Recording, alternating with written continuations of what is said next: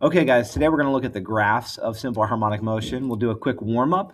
I have the position versus time graph here for an object in simple harmonic motion. Can you use that information to predict the velocity versus time and the acceleration versus time graph? So go ahead and pause your video and try to do that, and we'll go over it here shortly. All right, so I'm looking at that position versus time graph. Because it starts at a positive amplitude, I would describe the position versus time graph as a cosine. So that would be amplitude times the cosine of 2 pi times frequency times time. And what's really important here is just the shape of the graph. That is a positive cosine graph because it starts at a positive amplitude and it oscillates back and forth. I would say that this time right here is 1 period, because it's about to repeat that same motion over and over. Now, in order to get the velocity and the acceleration graph, if I'm in calculus and I know how to do a derivative, you could kind of take a shortcut here. But if I am not familiar with that, I want to see how I could predict the velocity from a position graph. Well, we know that the instantaneous velocity is just the slope of the position versus time graph. So if I pick another point really close to the first one and I draw a line through them and I imagine calculating the slope of that line, at first I would say the slope is very, very small and about 0. So this is a velocity versus time graph that's starting at 0. And then let me pick 2 points later on and draw a line through them. That's a negative slope, so I have a larger negative value in that region. And looks like if I pick 2 points a little further, again, I have a negative slope, but it had gotten steeper. So that means I'm getting to a larger negative value. And then if I pick 2 points after that, and I draw a line between those 2 points, I still have a negative slope, but it's not as steep as it was here as the object passed through equilibrium. So that means the velocity must be decreasing in magnitude, but it's still negative. When I get to this first dotted line, which was half a period, it looks like if I draw 2 points really close together there and draw a line through them, the velocity goes back to 0. And I have a good idea of what this shape is becoming, because then the slope goes positive.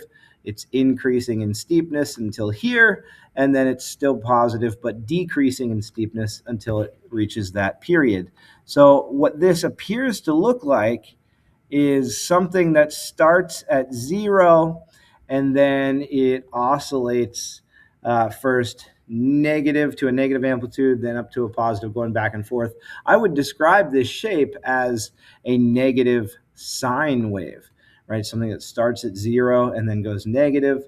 I have the exact same period as the position versus time graph. So I'm also going to have 2 pi frequency times time there. And then it's oscillating between negative Vmax and positive Vmax. So whatever the maximum velocity is. Okay. And then if I want to predict the acceleration versus time graph, I could do something very similar. I just pick 2 points on the velocity versus time graph, draw a line through them, and imagine calculating the slope of that line. Well, that's a very steep negative slope. So the acceleration versus time is starting with a large negative number. And then if I pick 2 points later on, the slope is still negative, but it's less steep. So I must be getting closer to 0. And then right here where I reached a large negative velocity, the slope becomes 0 there. So I'm imagining I have an acceleration of 0. And then after that point, the slope of the line becomes positive. So then I have a positive value that is increasing in value until here, which is the first dotted line. And that is where the slope is the steepest. So I reach the largest positive value of the acceleration. And then if I pick 2 points just after that, I can see the slope is getting less steep, but still positive.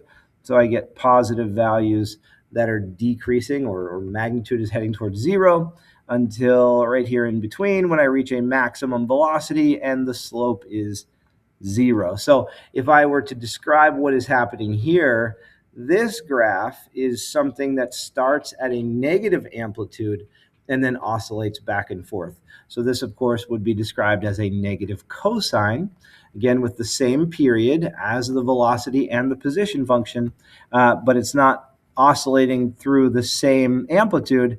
This would be some maximum acceleration. So we have negative a max cosine 2 pi ft, negative v max sine 2 pi ft, and then we have amplitude times the cosine of 2 pi ft.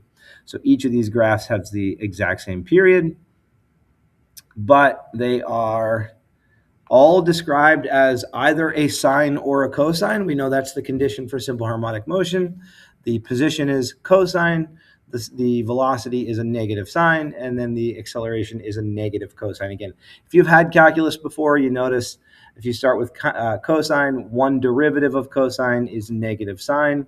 One derivative of negative sine is negative cosine. So those shake out with using your calculus skills as well.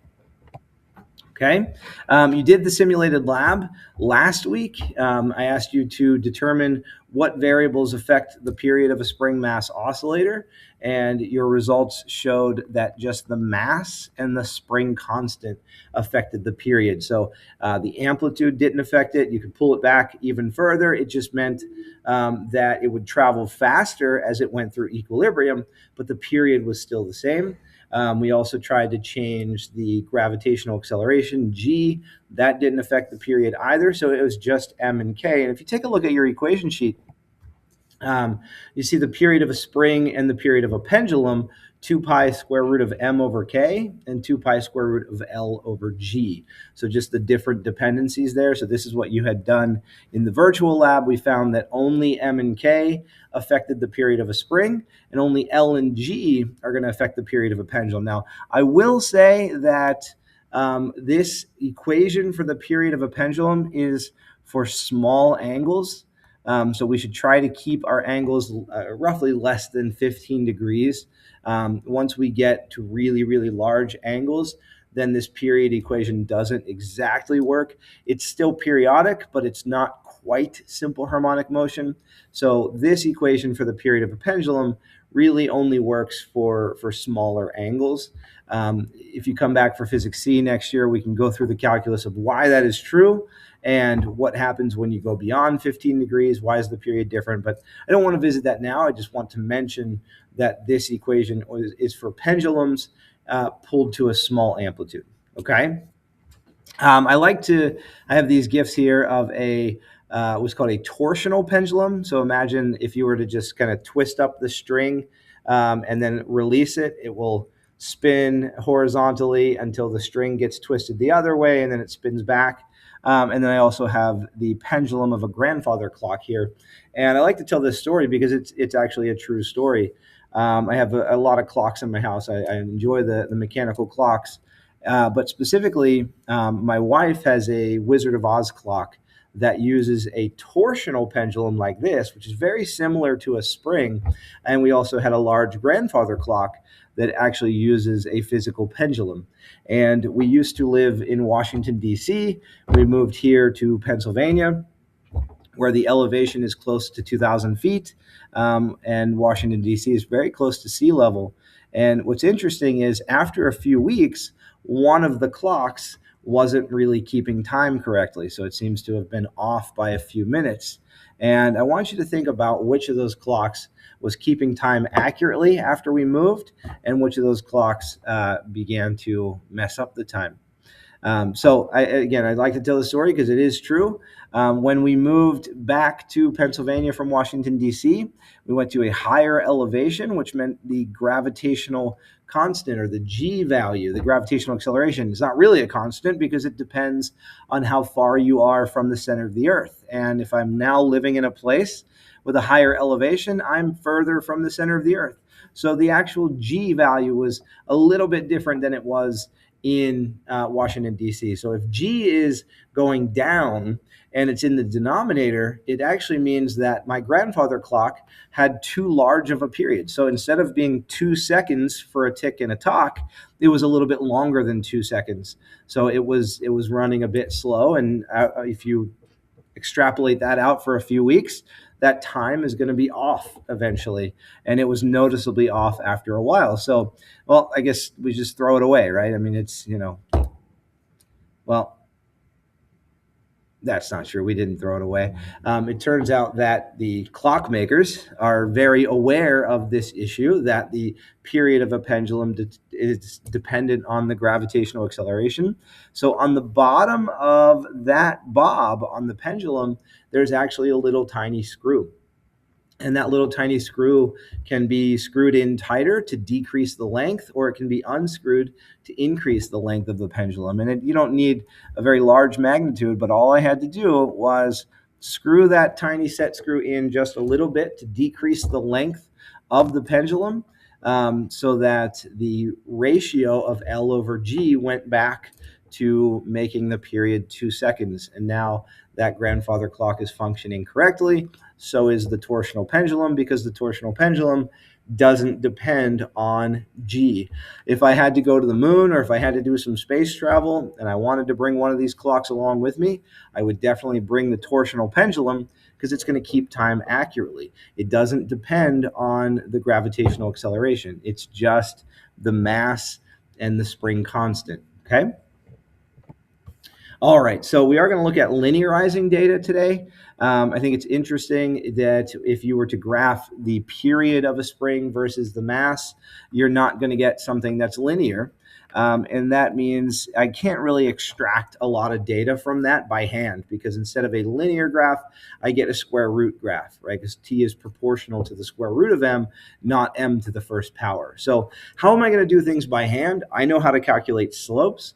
So if I'm able to produce linear data, then I'm able to calculate a line of best fit, and I can extract some information by hand from these graphs. So what I want to do is imagine determining the K value of a spring by changing out the masses and measuring the period for at least 5 different values. That's kind of the College Board minimum. We want to have at least 5 independent trials. So I would try at least 5 different masses, and I would measure the period.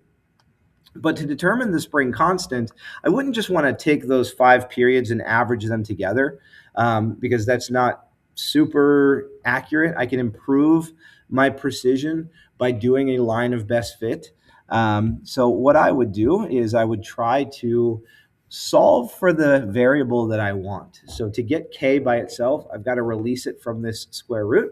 So I'm going to go ahead and square both sides. I would have period squared. So I'm squaring both sides. And if I have to square the 2 pi, that's going to be 4 pi squared. And then squaring the square root will release m and k from the square root. So now I have k out of the square root. If I want to get k by itself, then I would do 4 pi squared m, and I would divide by t squared. So that's how I could calculate the k value from one trial.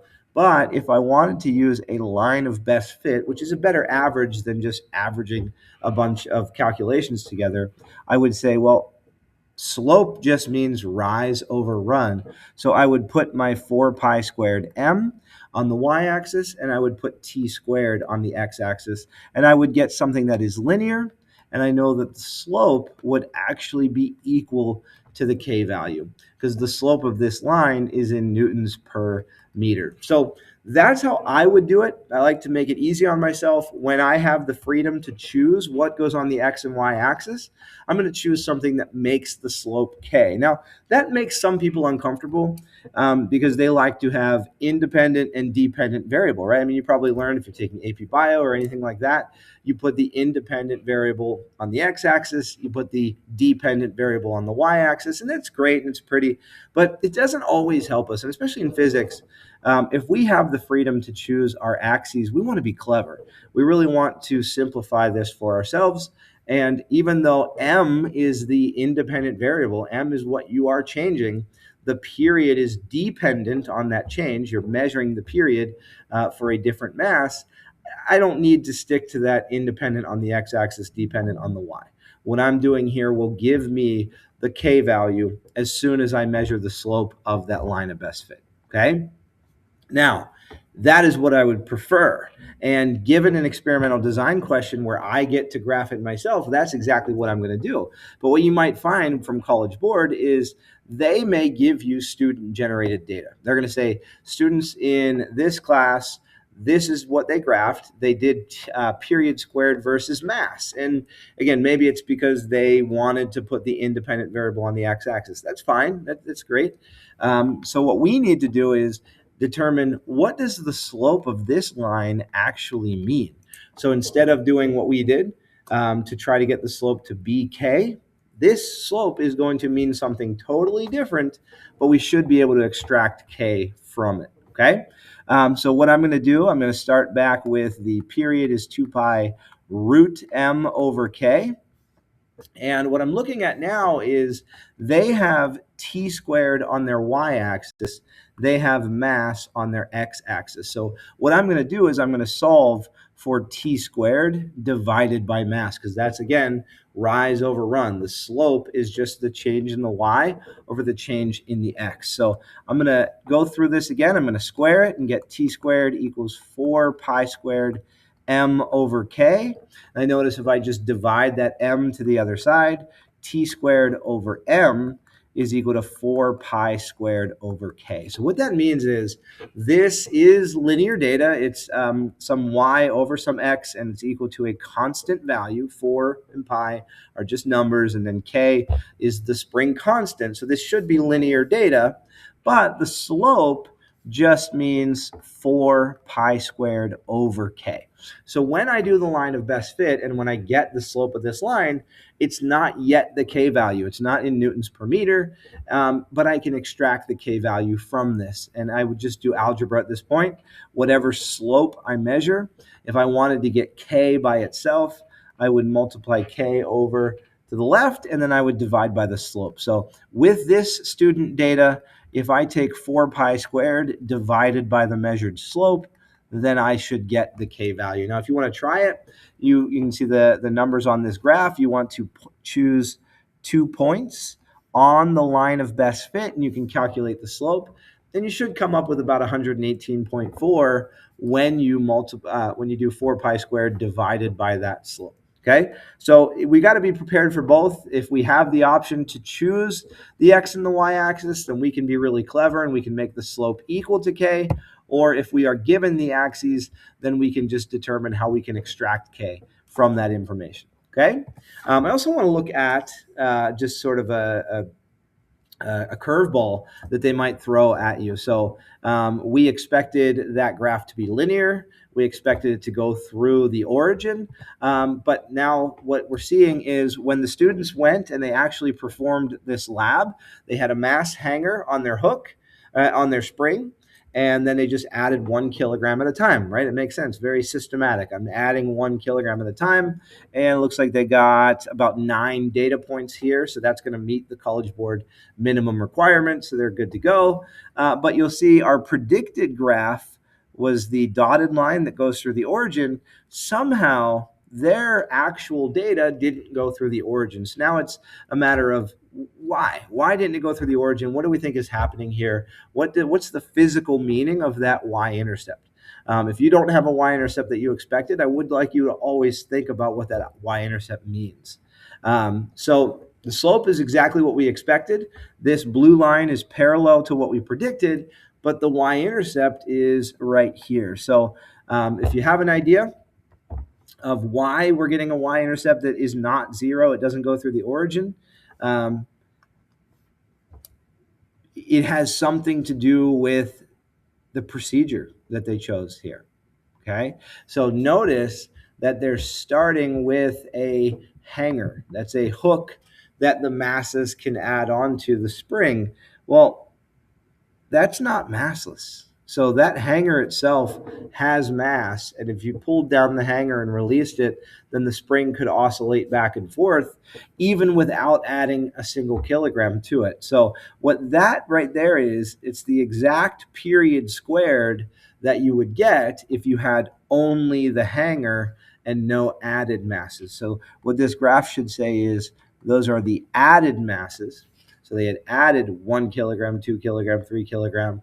But the y-intercept is if you had added no mass, you would still get a period. You would still have simple harmonic motion because the hanger itself has mass. Okay? All right. We're going to revisit spring energy real quick, just 1/2 kx squared. We looked at this back in Unit 3 when we did energy. But just to keep in mind, mechanical energy is conserved in simple harmonic motion. So that means when we pull an object out to its amplitude, we have maximum spring potential energy, 1/2 Ka squared. And then when that object goes through the equilibrium position, that's where it's going to be traveling the fastest. So it should have the highest amount of kinetic energy. And we're just passing back and forth between spring energy and kinetic energy. And anywhere in between the amplitude and the equilibrium position, then we have a mixture of both. We have spring energy, 1/2 kx squared, and kinetic energy, 1/2 mv squared. But again, the maximum spring energy and the maximum kinetic energy should be equal. Okay? Now, from that graph that we did in the warm-up at the beginning of this video, if the position is a cosine function, so if we're able to describe that as a positive cosine 2 pi ft, I want you to take a look at the kinetic energy and the spring potential energy graphs. One thing you should notice is the period is different, right? This cosine function is repeating itself once it gets to this point right here. But I'm looking at that kinetic energy graph, and it repeats itself right there. And the spring energy graph repeats itself right there. So something interesting is happening there. The kinetic energy and the spring potential energy, they have exactly half the period of the position, velocity, and acceleration. And the reason why that's happening is, remember that the spring energy is going to be a maximum anytime it gets to an amplitude. So that means as soon as this object would get to negative a, the spring energy would max out again. And the same thing is true for the maximum kinetic energy. This object had gone from a positive amplitude to here, and now that it's at the equilibrium position, it has maximum kinetic energy. This object will have maximum kinetic energy as soon as it comes back to equilibrium. So the period of that oscillation is half of the period of the position, velocity, and the acceleration. So that's something to keep in mind. This kinetic energy graph is repeating itself with half the period, and the spring potential energy is repeating itself with half the period of the motion. And also, the total mechanical energy, if I just take these two graphs and add them together, is a constant. And that should make sense because mechanical energy is conserved. But how would you describe these two graphs? Well, think about the position. If the position is a cosine function and spring energy is just 1/2 kx squared, then the graph of the spring potential energy is proportional to a cosine squared graph. So that is what a cosine squared looks like.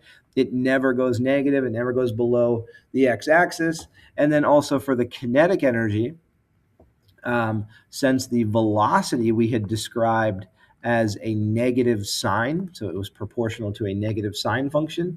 If we square that, we can get rid of the negative. Kinetic energy is never negative, so when we have a negative squared, we get positive. So this graph could be described as a sine squared graph. So starts at 0, goes to some maximum, and it repeats itself in half the time that the position, velocity, and acceleration repeat themselves. Okay? All right, so again, that is also a trig identity. You notice that these guys, the kinetic energy and the spring energy, are adding up to some constant. And if you remember, sine squared plus cosine squared is just equal to 1. So that makes sense why these two graphs are adding up to a constant value. The amplitude of each of these is equal because it is the total mechanical energy. When we're at max speed, all of our energy is kinetic. When we are at an amplitude, all of our energy is spring energy. So these guys are constantly adding up to the total mechanical energy, which is conserved. Okay, that was a lot in one video. Just keep in mind those graphs and all the graphing skills that we've developed to this point. Thank you for watching.